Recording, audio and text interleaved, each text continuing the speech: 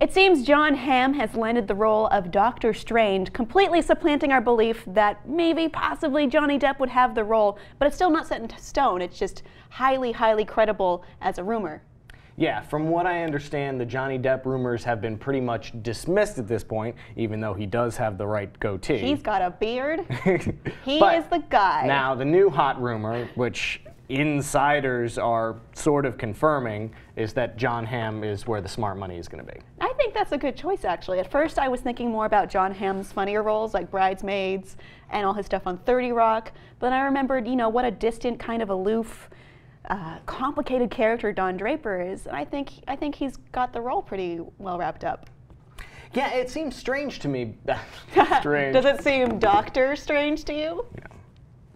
No. Because I thought this was a weird kind of like franchise player to throw into the mix, Doctor Strange, because I know it's... yes, because right now the Marvel Universe is kind of wrapped around Tony Stark, but that's going to change soon, and it's going to... Apparently, Doctor Strange is going to be the central character to the next phase in the Marvel Cinematic Universe. I think Robert Downey Jr. has made enough money off these movies, and yes, he'll keep coming back as Iron Man because he is Iron Man. He is Tony Stark in this role, and Iron Man's such a big part of the Marvel Universe, but I don't think that he wants to be the feature fixture in these movies any longer.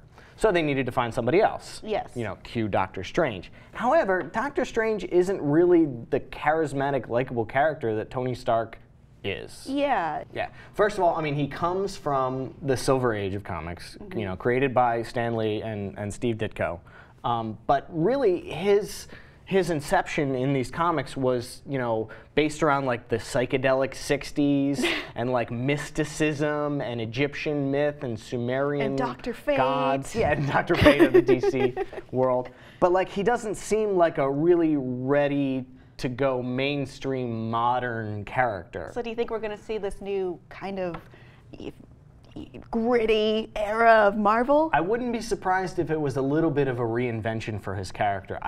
You probably won't see so many like intricate hand signals and like shouting out the spells that he's doing as he's doing them. Those are kind of a little hokey for, you know, a major summer blockbuster. So do you think we're going to see a major rework of the character? I wouldn't be surprised. I'm also kind of curious who the villain is going to be of this film, because his villains are a little out there too. He typically has to go to another realm to fight. Who are his prominent villains? Dormammu, who is an ancient god in a different dimension, and Nightmare, who is essentially the Sandman of the Marvel universe, I can but see he's a bad how guy. they would want to do that. Well, and who? Mordo. And Mordo, right.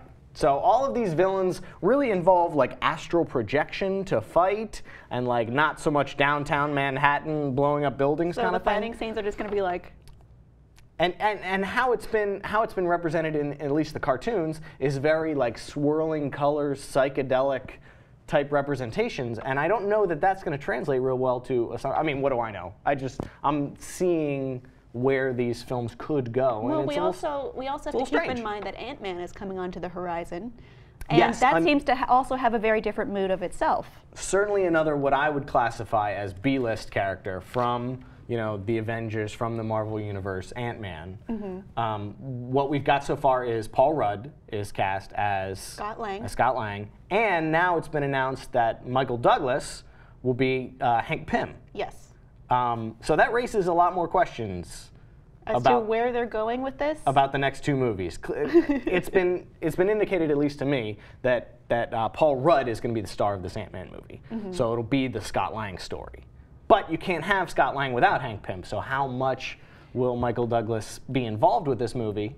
Well, he's probably going to have to take the initial, at least part of the movie, maybe half of the movie, maybe a third, of establishing like who he is, what he does, the Ant-Man character, the Ant-Man powers, and then maybe we see him passing the torch. But it seems kind of strange to move so quickly past Hank Pym's story.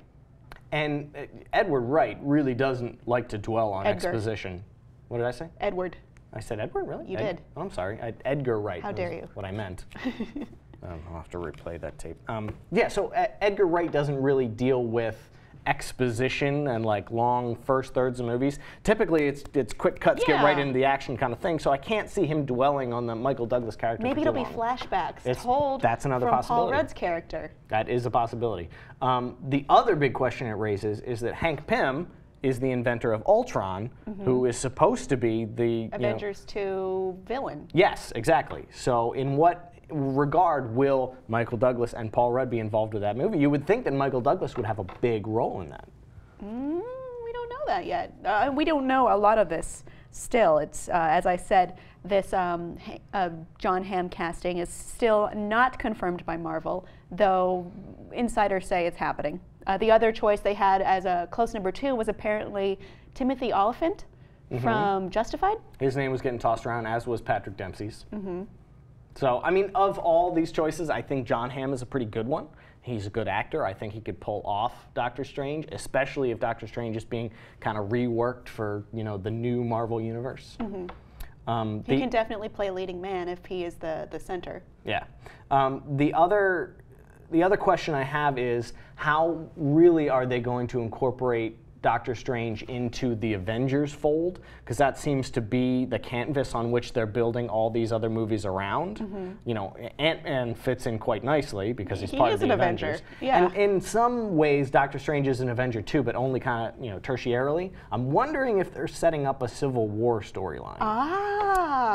Which I wouldn't be super crazy about, but I could see them taking another crack at it. It could be. I think that could be cool.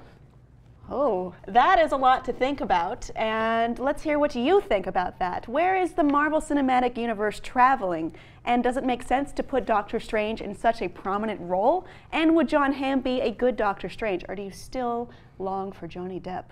I know we do. Let us know in the comments below, and please be sure to subscribe.